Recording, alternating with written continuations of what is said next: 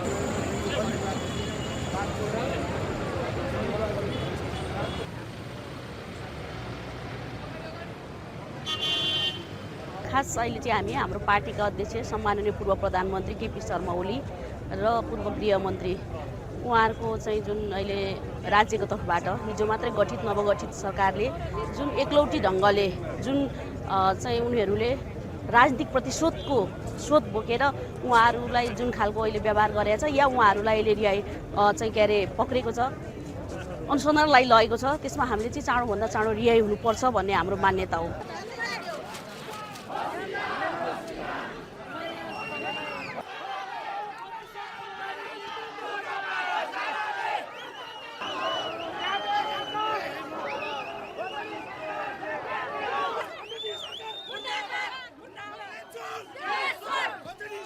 नेपाली जनताको लागि सहयोग हुने छैन।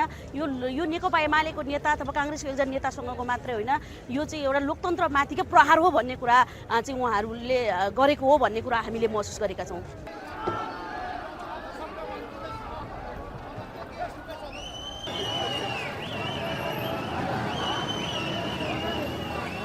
हाम्रो पार्टीको अध्यक्षमाथि जुन हिसाबले राति नै प्रहरीको यो सरकारको दमनबाट जुन हिसाबले पार्टी अध्यक्षलाई जबरजस्ती कानुनी कुनै प्रक्रिया नपुरिकन जुन जबरजस्ती गरेर यहाँ पक्राउ गरेको छ, त्यसको विरुद्धको लागि हामी यहाँ अहिले मानिसहरूको यो सडकमा आएका छौँ।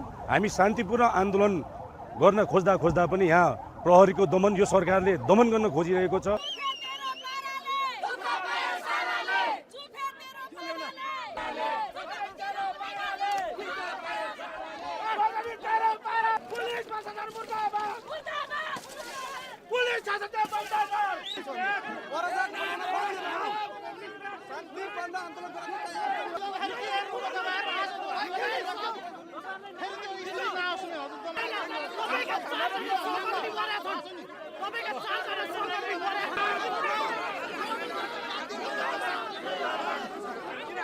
सुशासनको विरुद्ध, करप्सनको विरुद्ध जुन हिसाबले जेएनजीले गरेको त्यसमा हाम्रो पनि फुल्ली समर्थन थियो।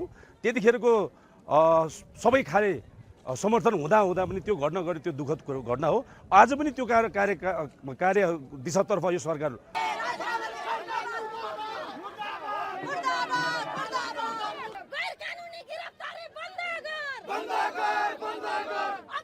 शान्तिपूर्ण आन्दोलन भएर आज हामी साङ्गीतिक मात्रै दिन खोजेका हुन्।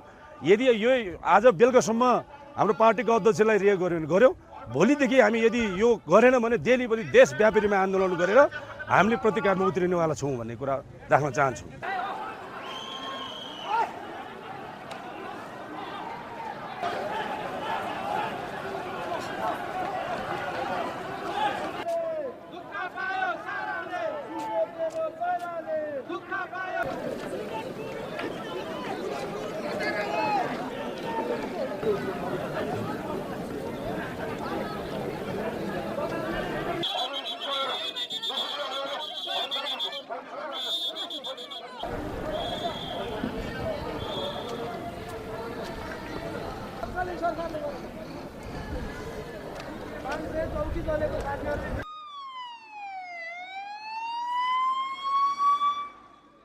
बसेर